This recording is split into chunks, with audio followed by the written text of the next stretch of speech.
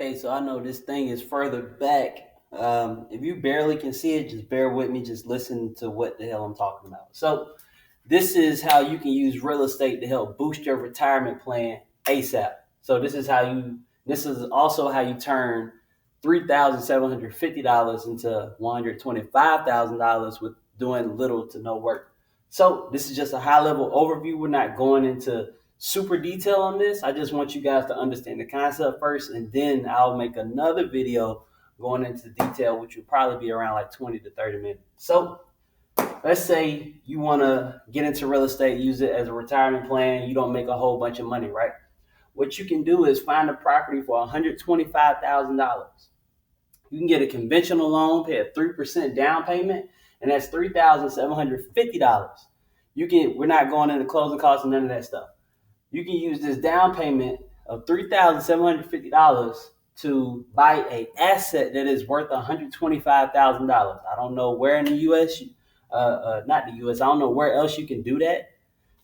Bring 3% of the overall value of the asset, and since you got the 3%, you control the entire asset. I don't know like any other investment vehicle you can do that. So that's why I advocate for real estate a lot, because you can do stuff like this. So the plan is to move in, you fix it up, you can take your time since you live in the place, so you can take 12 to 18 months, and then you can rent it out afterwards. So let's say your total monthly payment is $840. That's including your insurance, property taxes, principal, interest, PMI, which is mortgage insurance. We'll go into detail on that later.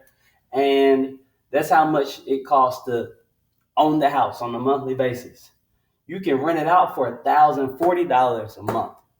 So once you move out, you rent it out, you will have a leftover of $200 a month after the housing expenses is paid, and then you get the rent.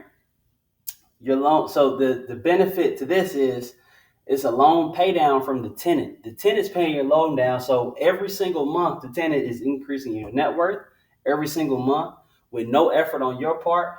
You're increasing the amount of equity that you have in the property. And every single month, with again, no effort on your part, you're increasing the amount of leverage you have. What do I mean by leverage? The more equity you have, you can do things. You can take out a home equity line of credit, which is basically borrowing money and using the house as collateral, or you can refinance on the house if it goes up in value, or based on the equity position you have in your house. So if you got the house for 125, and let's say you have like $70,000 left on the loan, you can refinance and possibly pull out around like $30,000 or $40,000 that's tax free since it's a loan, and then you can use that money to go buy other properties. So that's what I mean by leverage. So again, none of this stuff is of any effort to you. This is the tenant paying down the loan every month, and every single month when they make that payment, they're increasing your net worth, they're increasing your equity, and they're increasing your leverage. So let's say you do this 3 times. You buy 3 properties, you'll have $375,000 worth of real estate, all from putting the $3,750 up 3 times. So you'll have this much, 375, and then so you'll live in the third one, right? That third one you'll be taking. So you have 2 rental properties, both cost this.